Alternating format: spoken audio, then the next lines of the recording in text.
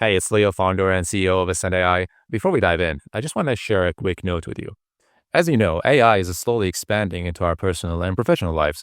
As a result, it's become hard for most of us to distinguish reality from mirage and real from fake. So to clear the air here, right off the bat, this episode uses AI-generated voices. It's not because I'm counting corners, though. It's because I'm counting time. The research, the frameworks, the solutions, the numbers, the hard lessons, they're all ours. They're all sharpened by our experience, our observations, and the actual work we've done with D2C brands as we built AI into their systems. I chose AI voices here for one simple reason, which is speed. This way, I can ship you useful content weekly instead of monthly. The quality, the thinking, and the brutal honesty of what works and what doesn't, that's all preserved. At the end of the day, this isn't theory. This is actually based on what we do in real life. However, in the near term, in the future, I'm also planning to invite guests to kind of add some sort of a flavor to these types of episodes. So bear with me on this one. I would rather give you the entire playbook right now than wait months just to simply record it, quote unquote, properly. You see, most founder podcasts sounds great, but leave you with nothing actionable. I don't think anyone is okay with that. So simply here, I'm optimizing for the opposite. If the voices miss an inflection here and there, that's simply the trade-off of using third-party tools and not building it from scratch. But the substance though, that's real. Every mistake I'm warning you about, we've either seen founders make it or we've cleaned it up in a real use case in real life. The voices here basically are just simply a delivery mechanism. So my ultimate goal here isn't perfect production. It's simply shipping insights that save you quarters and make you relevant in the AI space with no fluff or unnecessary info. So to wrap this up, I hope you'll enjoy this episode. If something doesn't click, if you think I missed something, said something wrong, or if you have topic suggestions for that matter, just reach out to me on LinkedIn or X. Literally, your feedback shapes where this podcast goes in the future. And if you want us to dig deeper and audit your brand and scale your revenue with AI, reach out to us at Ascend AI. Pretty much all these links, whatever I mentioned, are going to be linked in the show notes below. And that's what we do here on a regular basis. So with that out of the way, thanks for sticking around, and I would like to welcome you now to the No Code Founder Podcast.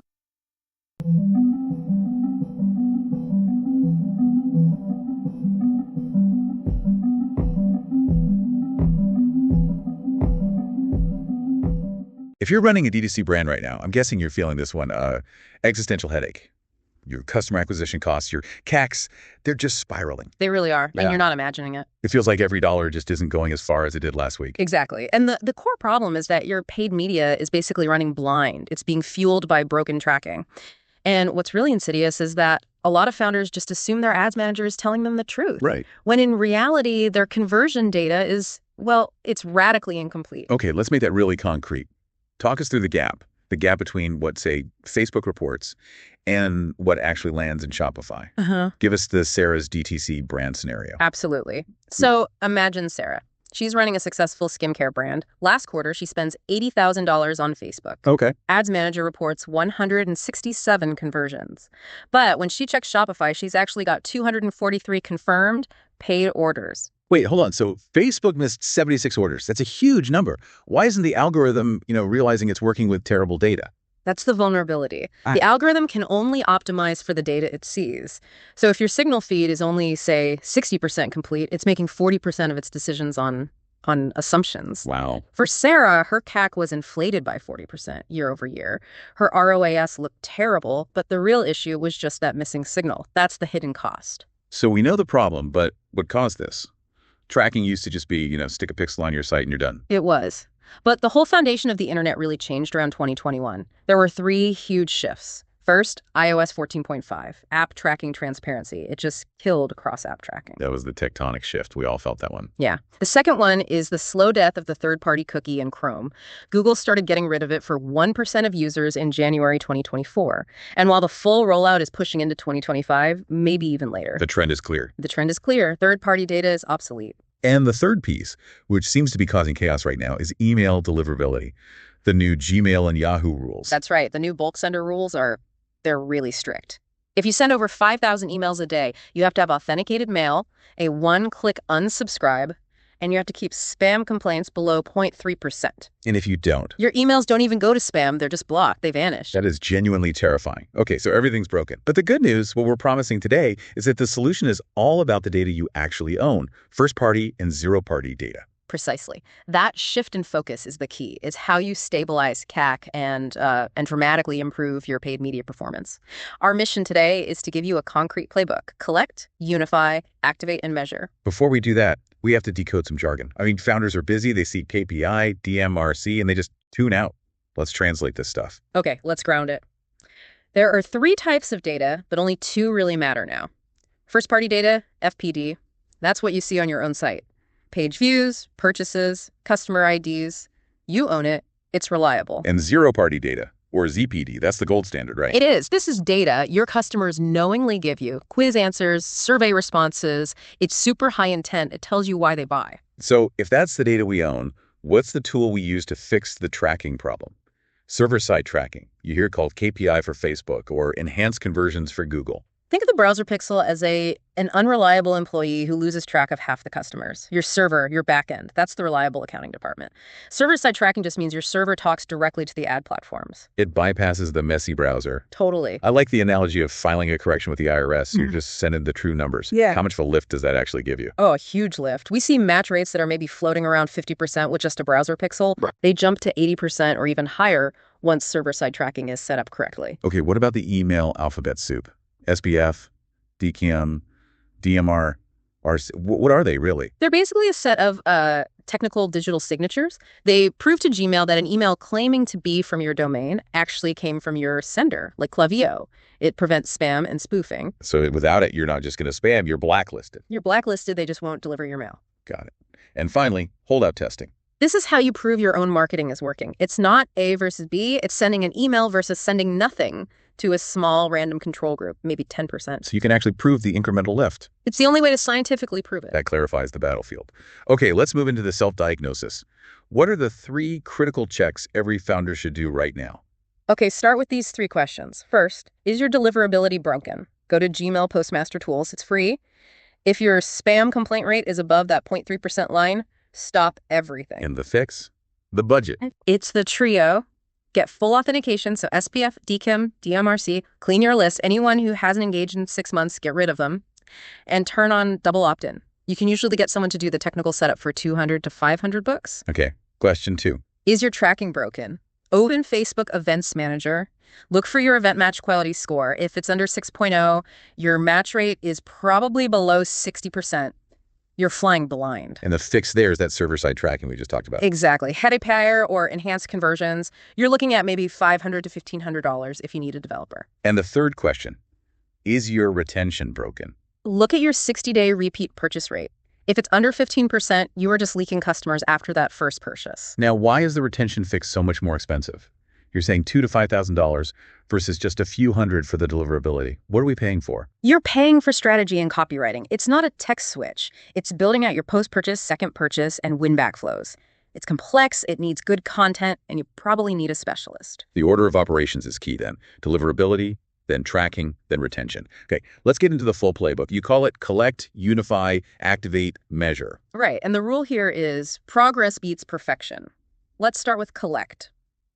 The goal is quality zero-party data, and you start with quick wins. Number 1, a simple post-purchase survey. Just 2 questions. Just 2. How did you hear about us, and why did you choose this product? That first one is attribution gold right there. Yeah. And the second is perfect for your ad creative. Exactly. Number 2, build a preference center. Let customers choose their email frequency or the topics they care about. It massively reduces unsubscribes. And the third tactic is the on-site quiz. Yeah, but the key is progressive profiling.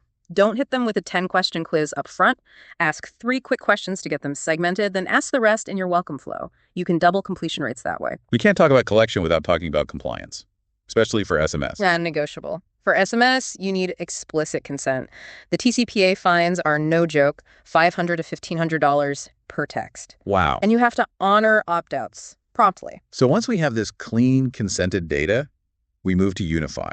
How do we solve that whole Jane at Gmail versus Jane Doe at Gmail problem without a huge investment? The goal is a single source of truth. For most stores under, say, 5 million in GMV, your minimal stack is fine. Shopify, Klaviyo, Gorgias, GA4. Klaviyo can be your lightweight hub. So what's the process? It's called identity resolution. You use deterministic matching, so matching on confirmed things like email and phone number to merge all those duplicate profiles. A one-time cleanup. Exactly. Budget maybe $500 to $1,500 for a consultant to do it. You can't activate data properly if you think one customer is 3 different people. That clean slate lets us activate. Let's start with the lifecycle flows, where the core 5 we absolutely need. Welcome series, post-purchase, second purchase push, win-back, and replenishment, if that applies. For the welcome series, 3 emails, what, why, social proof, and then a micro prompt. Get them to engage. And for post-purchase, that's where you use the first-party data, right? Right. What they actually bought. Absolutely. If they bought one type of coffee, cross-sell them the grinder. For the second purchase push, look at your data and target them 5 to 7 days before the average person repurchases. Get them right when they're thinking about it. Right, at peak intent. And you have to use that measurement tactic here too. A holdout group. Yes, every single one of these automated flows needs a 10% random holdout. If you're not measuring against a control group, you can't prove you're actually driving new revenue. Okay, let's talk paid media activation. Server-side tracking gets us good match rates. What's the next level? Smart lookalike seeding. The common mistake is seeding your lookalikes with all site visitors. It's way too broad. So what's the solution? You seed with your high-value cohorts. Specifically, your top quartile predicted CLV customers or your 90-day repeat purchasers. And why is that so much more effective? You're giving the platform a super clean, specific signal of what a truly valuable customer looks like, not just a window shopper. We've seen this lift paid media performance by 20 to 40%. And that same data can guide your pricing strategy. It should. You use those segments. You don't give your best customers a 20% discount. You give them early access or concierge support, things that feel high value but cost you less. That's working smarter. Okay, last stage, measurement. How do we prove to the finance team that this is all worth it? What metrics do we need to abandon? Stop obsessing over email open rates. Apple Mail privacy has made them useless. And critically, stop relying on the ROAS you see in your Facebook dashboard. It's underreporting. Because of all that signal loss we talked about at the start. So what's our true north? Focus on click-to-order rate, revenue per recipient, and the one the CFO actually cares about. MUR, marketing efficiency ratio. That's your total revenue divided by your total marketing spend. It gives you the true blended ROI. That's the big one. So give us the 5 metrics for a Monday morning dashboard. 1, CAC payback period, target under 6 months. 2, 60-day repeat purchase rate, target 20 to 30% plus. Okay. 3, email complaint rate, under 0.3%. 4, server-side match rate, above 75%. And 5, MER. Just track the trend. Is it going up? Simple and powerful. And what are the final guardrails to keep everything running smoothly? Document your consent religiously. And be strict with frequency caps. If you're sending more than, say, 5 emails a week to one person, you're pushing it. You're risking those Gmail blocks. Keep it clean. This has been an incredibly actionable framework. So to wrap it all up, what's the 90-day mentality here? The competitive advantage has shifted. It's not about who can spend the most anymore. It's about who owns their data and keeps it clean. Your CAC doesn't have to keep climbing. So in 90 days, fix your foundational tracking and deliverability. Then build your core flows. And finally, scale and measure with MER. if a founder is listening right now and can only do one thing this week, what's the highest leverage action? Check your Facebook event match quality score and your Gmail complaint rate. Those are your 2 biggest red flags. If either is broken, fix that first. It is literally costing you money right now. That's excellent advice. And for everyone listening, you've put together some specific resources for this deep dive, right? Yeah, we have. There's a first-party data growth checklist, a deliverability setup sheet with all the SPF and DKIM details, and a server-side conversion setup checklist. So people can really go and execute this. Absolutely. The framework is there. You really can control your own data and, your own destiny in this post-cookie world. Love that final thought. Thanks for joining us for this deep dive. My pleasure. We'll see you next time.